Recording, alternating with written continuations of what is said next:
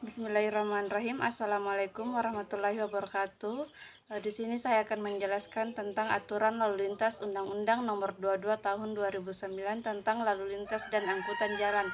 Perkenalkan, nama saya Bella Serman dengan NIM 220303039 kelas HES 5B.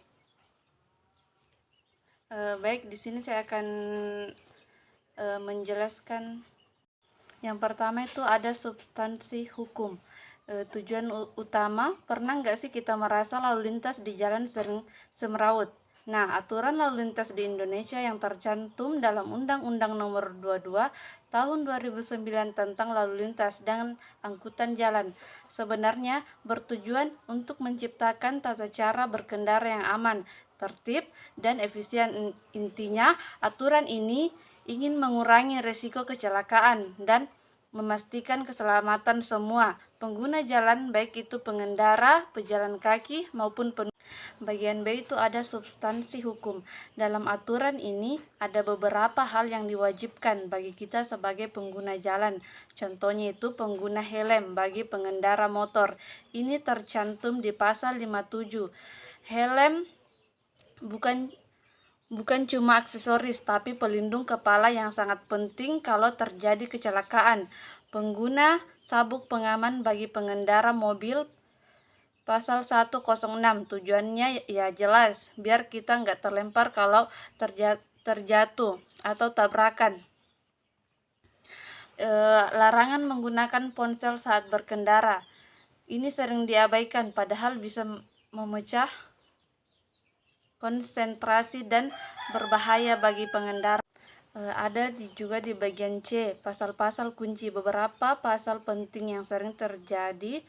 Dasar aturan ini adalah pasal 106 mengatur bahwa kita harus berkendara dengan konsentrasi penuh. Artinya nggak boleh ngantuk, nggak boleh main HP, dan harus fokus pada jalan. Yang kedua, pasal 107 tentang penggunaan lampu kendaraan. Misalnya, wajib menyalakan lampu utama motor di siang hari. Yang ketiga, pasal 115 berisi hak kewajiban pengendara sepeda motor seperti pakai helm dan mematuhi rambu lalu lintas. Alasan kepatuhan. A. Ketidaktahuan. Di beberapa tempat orang-orang yang mungkin nggak tahu bahwa aturan tertentu itu berlaku. B. Ketidaksengajaan. Ada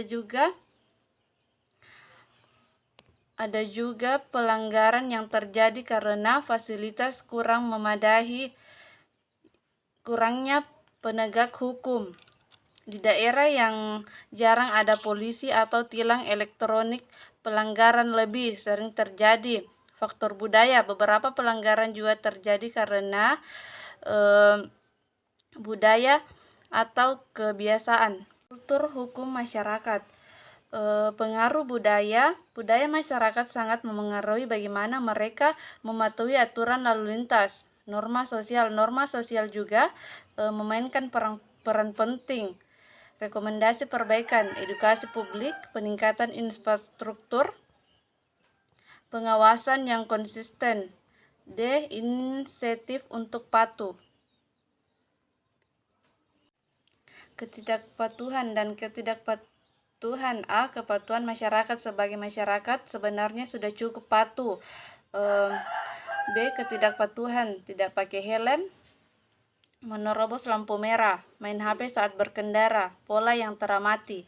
Kepatuhan masyarakat ternyata sangat dipengaruhi oleh pengawasan di tempat yang ada kamera tilang elektronik atau polisi lalu lintas. Berjaga, kepatuhan cenderung lebih tinggi. Itulah materi dari saya. Kurang lebihnya mohon dimaafkan. Assalamualaikum warahmatullahi wabarakatuh.